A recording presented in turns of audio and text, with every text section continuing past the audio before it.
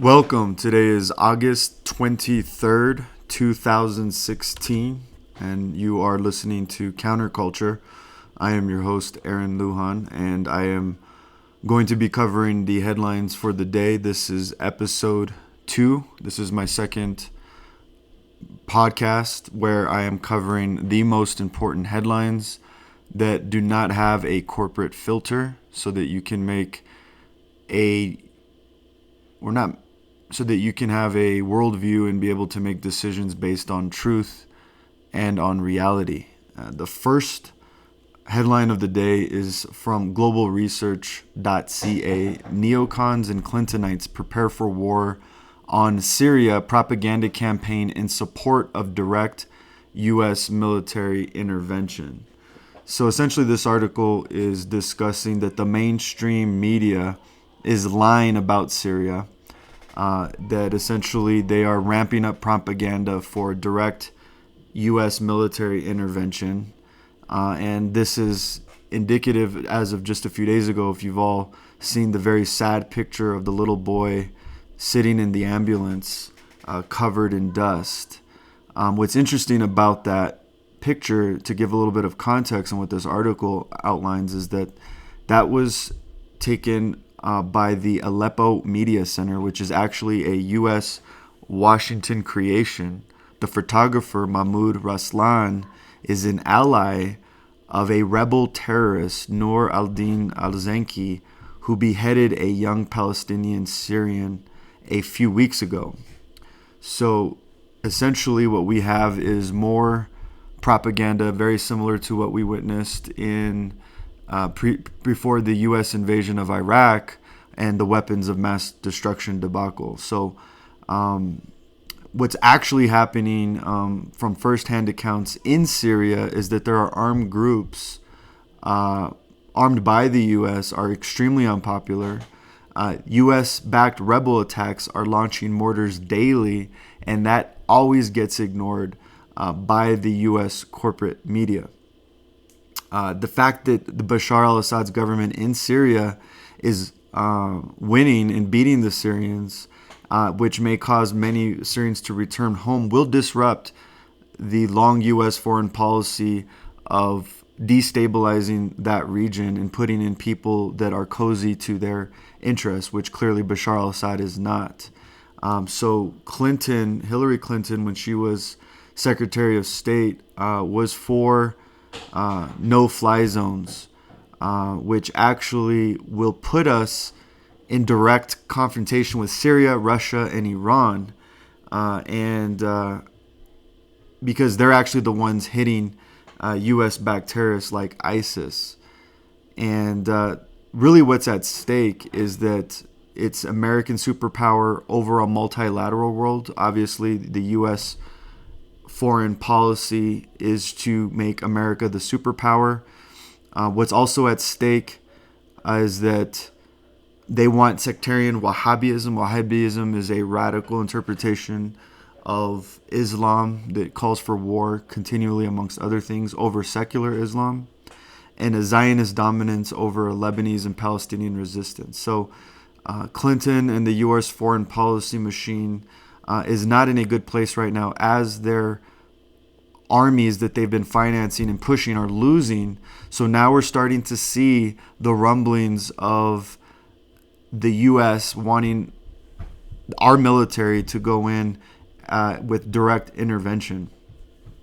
Second article, FBI probes attempted beheading in, I don't know how to pronounce this, Roanoke, Virginia, by Allah Akbar yelling attacker. So essentially what we had recently in Virginia, as reported by local news there in Roanoke, I think is what you call it, is a man who attacked a couple at 8 o'clock at night as they were going into their apartment, yelling Allahu Akbar, and tried to apparently or allegedly behead them. This has gotten very little attention from the national media.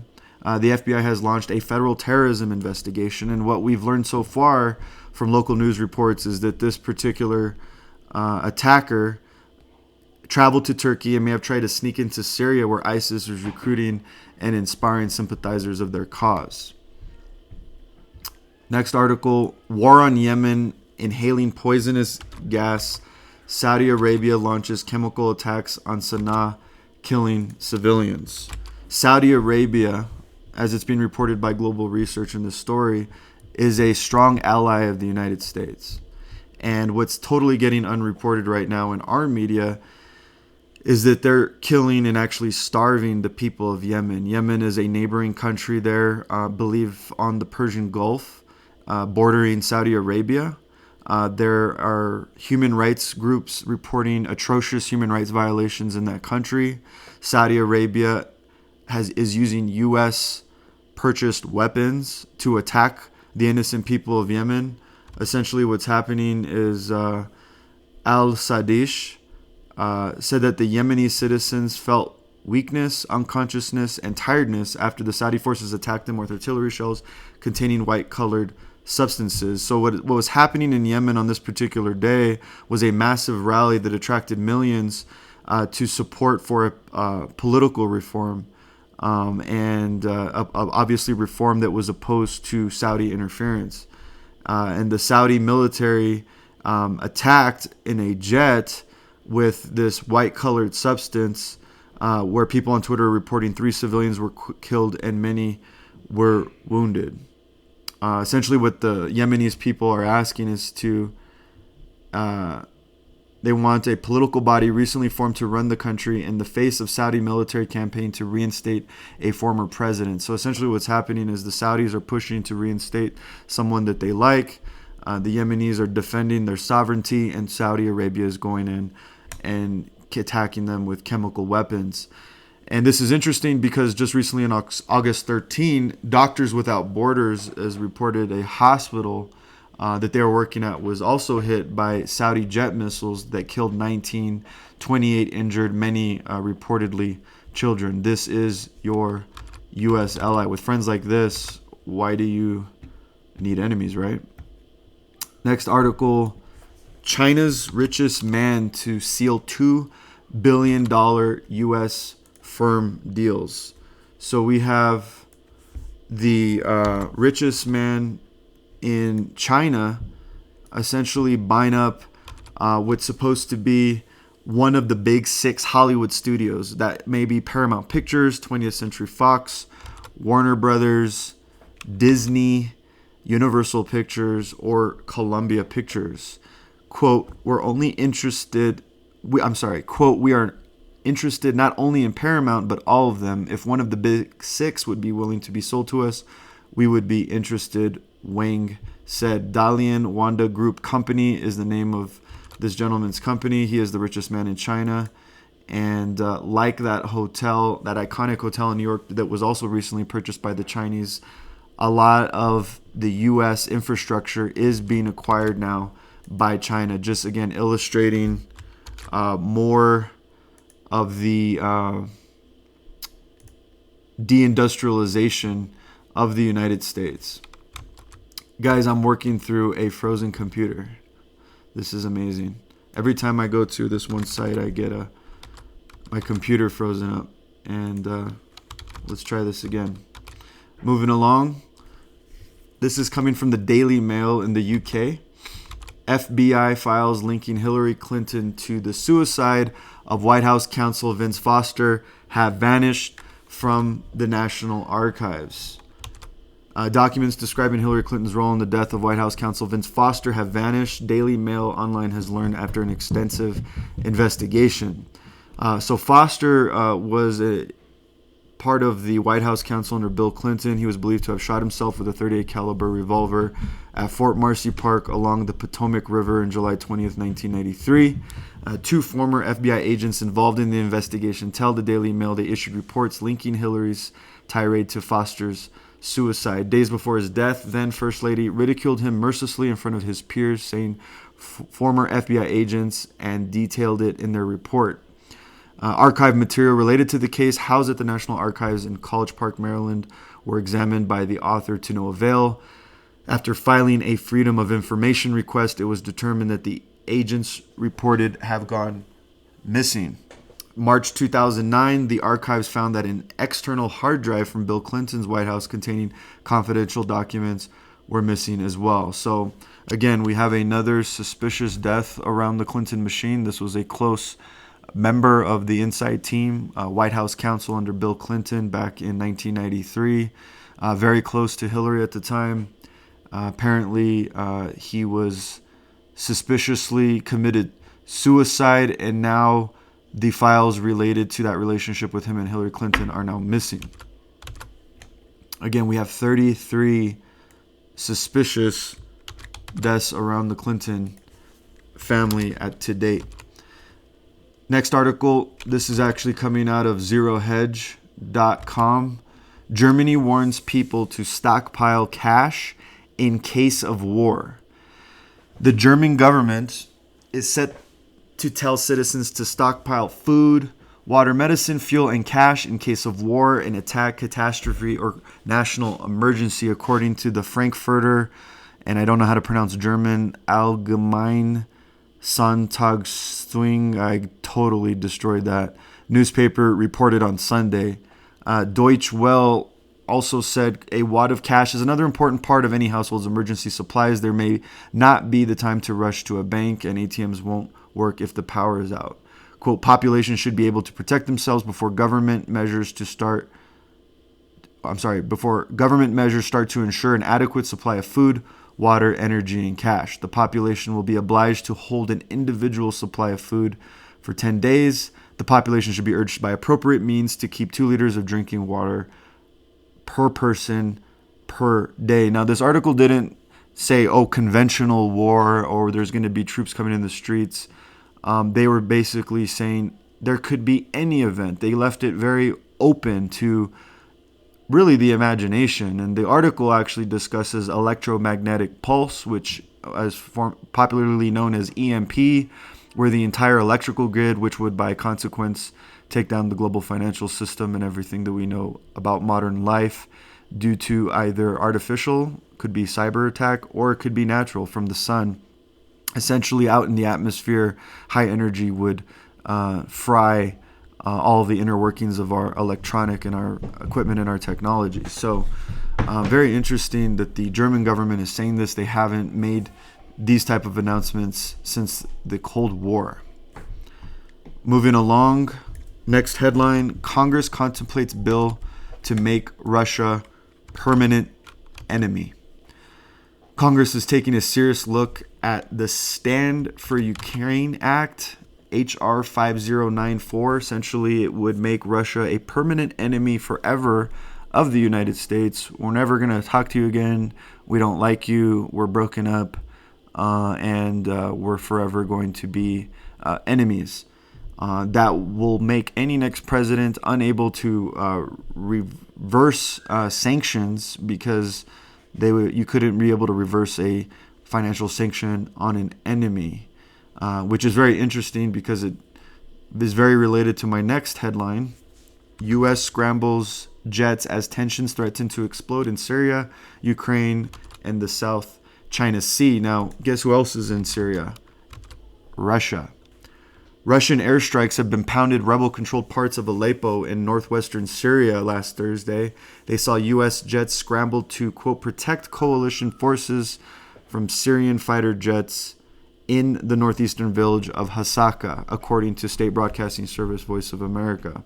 Quote, a city in northeastern Syria has become a flashpoint in the country's civil war as Syrian warplanes attacked Kurdish forces Thursday, and the United States responded by sending its own aircraft to protect U.S. coalition forces in the area. So what we have is Russian Air Force hitting units in Syria. And last Thursday, we had U.S. jets scrambled to protect coalition forces that were nearby. So the Russians and the Americans are getting very close. The Pentagon has said that it would defend their troops if threatened. So I beg the question, well, why are we there to begin with? We shouldn't be involved in entangling alliances, as the founders called it. But here we are calling Russia an enemy and fighting wars alongside Russia, and we're not on the same side.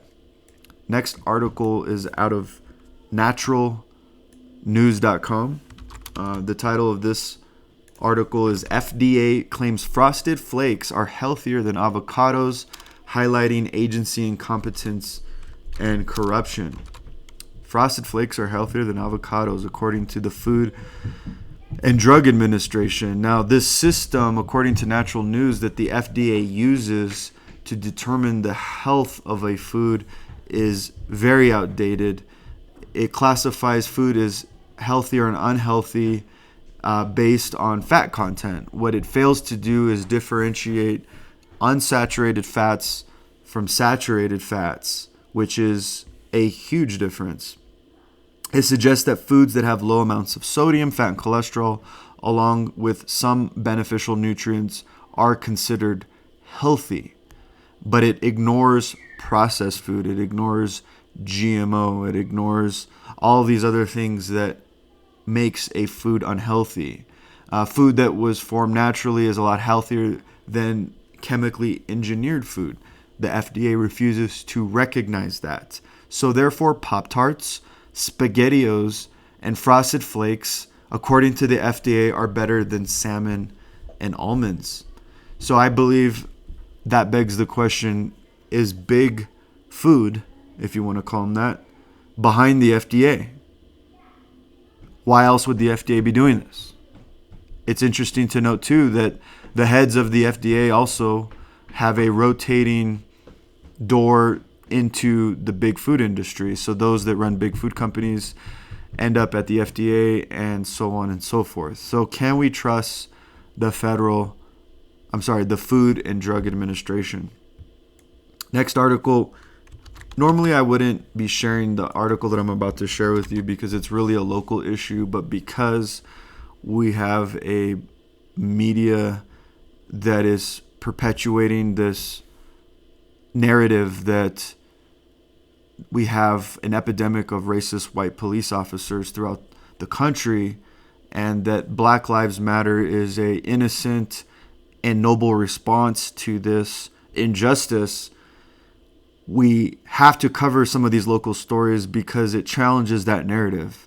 This is coming out of Akron, Ohio. It was picked up by none other than the World Net Daily, Joseph Farah's group. A group of men chanting Black Lives Matter were accused of viciously beating up 7 white victims in Akron early Sunday morning. According to the police report, the attack happened at 12:30. Police said 7 white men were walking when they were approached by 5 black men and 2 white men shouting Black Lives Matter. They started hitting them with bottles, punching and kicking the victims. One victim fell to the ground and was kicked in the head several times before losing consciousness. The suspects then took the victim's belongings before running off. What if the story was a bunch of white guys screaming White Lives Matter, and attack a couple black dudes and beat them up? Do you think the media would cover that? What do you think CBS would do? What do you think ABC would do if that happened? Well, we know what they would do. Of course they would. But it's not being reported other than World Net Daily and, of course, here in the local news and counterculture. Next article, Hillary's top aide may be a Saudi plant, Saudi Arabia, again from World Net Daily. I guess they're the only ones doing any real journalism today. And this article discusses Huma Abedin, who, as you may see lurking around Hillary, is her chief of staff for several years. One of the things that very few people talk about is that she was an assistant editor of a Saudi-funded Muslim publication that opposed women's rights and blamed the United States for the September 11, 2001 terror attacks. Abedin served 12 years as assistant editor of the Journal of Muslim Minority Affairs, working under her mother, who remains editor-in-chief of the London-based Islamic Journal. While Abedin was Clinton's aide, U.S. policy shifted to active support of the Muslim Brotherhood takeover of Egypt, including billions of dollars in military equipment and cash to the Brotherhood takeover. We also know that the Saudis have given $25 million in donations to the Clinton Foundation. Now, what's interesting is that she spent most of her formative years from the age of 2 till she was of college age in Saudi Arabia. As I mentioned earlier, her mother is heavily involved in these Islamic journals. Interestingly, her father, Hassan Abdin, has worked with Muslim Brotherhood spiritual leaders Sheikh Yusuf al-Qaradawi and Omar Nassif, former Secretary General of the Muslim World League and founder of a group reputed to fund Al-Qaeda. This Omar Nassif that works with Abdin's father financed Osama bin Laden and was a financial backer of Abdin's family's pro-Sharia law magazine. So the strategy of the Muslim Brotherhood, we must understand, and the strategy of all of the supporters of Abdin, her mother and her father, the publication that she worked for, their goal is to replace our constitutional republic with an Islamic State-based Sharia law and strict enforcement of it. This is not, we cannot unify. The Bible says that light has no business with darkness. That Jesus didn't come to unite. He actually came to divide, because there is no unity between evil and good. There is no unity between Sharia law and our U.S. Republican form of government, not in the Republican Party, but in the concept of a republic, meaning, because we're not a democracy, we're a republic. This is Hillary Clinton's top aide. She will more than likely probably be White House chief counsel or some top-ranking member of what will probably be the new and next Clinton administration. Next article, over 1,800 extrajudicial killings under new Philippine government. While we're looking at the Olympics, the new president of the Philippines is running around murdering poor people. President Rodrigo Duterte, I don't know how to pronounce his name. I thought it would be Duerte, but it's Duterte. It was recently elected president of the Philippines. And in the first 6 weeks, it was testified at a Senate investigation by the chief of police that 1,789 people have been murdered. 1,789. And what makes this more interesting is that the United States Secretary of State John Kerry on July 30th was just in Manila with the murderer-in-chief Duterte, pledged $32 million in earmarks to fund his anti-drug crusade. On average, that's 40 people are being killed a day, most of them unemployed or informally employed, very poor people driving pedicabs, or they are market vendors. And on August 19th, the New York Times said, quote, his drug war has proved wildly popular in a country plagued by crime. The reason I hope you're listening to Counterculture is to counter the New York Times, to counter this the Secretary of State and the State Department, and to counter tyrants running around killing poor people. Next article, hundreds of California children sent home on the first day of school due to new vaccination law. So remember about a year ago, 2 years ago, even 3 years ago, things got really heated about vaccines and whether we should have them, whether we should not have them.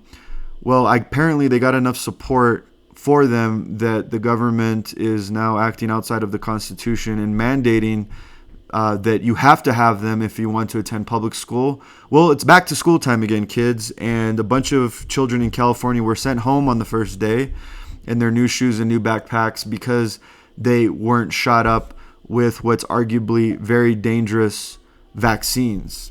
The new state law took effect on July 1st. Parents can no longer use personal or religious beliefs as a reason not to have their kids immunized. The state now has their hands on your children's bodies. They are saying you can't go to school if we can't put this vaccine in your child. Now, even if you believe that vaccines are good for you, even if you believe that they're perfectly wonderful and they're filled with nutrients and they're filled with wonder, does the government have the role to tell you you have to take it, or we are going to remove tax-funded education away from your child? I would hope that you would not want to hand over that type of power to a government, because if you give them the power to do something that you agree with, you're then giving them the power in the future to do something that you don't agree with. We should stick to what the founders believed, which is a republican form of government where the people are in control and the government doesn't have the right to tell us what to do. Their only role is to protect liberty. But apparently in California, one of the reasons why I moved is they've gotten completely out of control, and one of the reasons why I will be homeschooling my kids. So this school year, kindergartners and 7th graders must show proof of immunizations. That is it for today, guys. It's a very interesting world we live in. I just wanted to close out this episode 2 of Counterculture by talking a little bit about Syria and Clinton. It's August 23rd.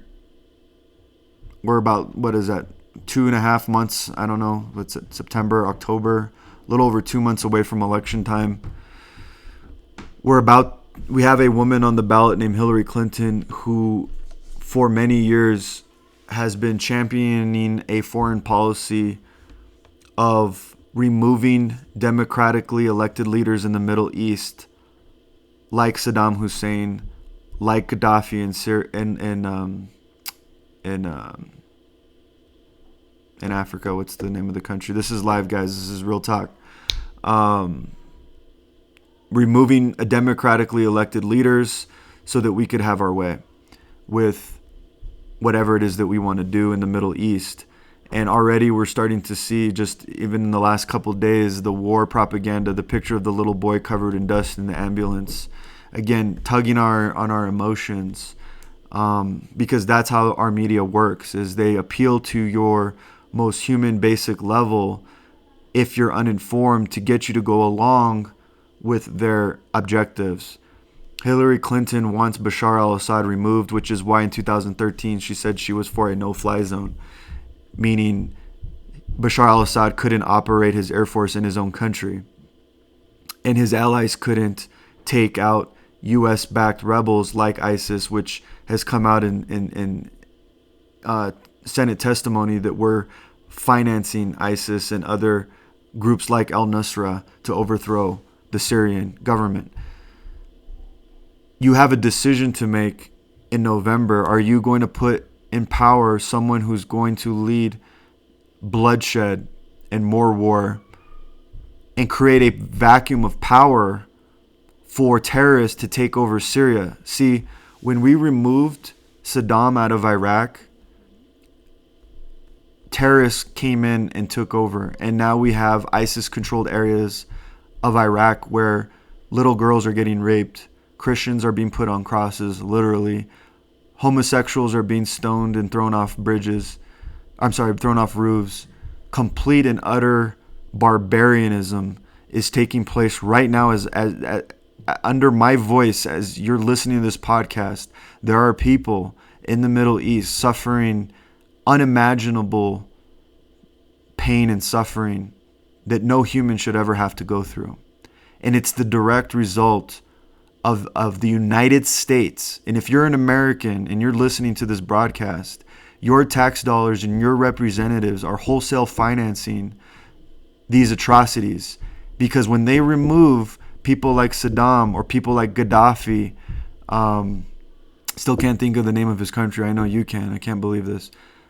You are, in essence, voting for these consequences. I share these stories with you so that you understand the consequences of us ignoring these stories and the consequences of us voting for people like Hillary Clinton.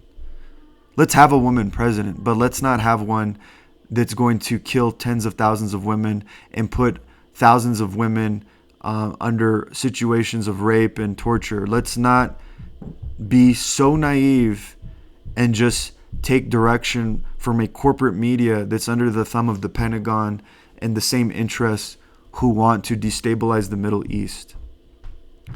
My name is Aaron Lujan. This is Counterculture Episode 2. Thank you for joining me. Take care and bless you.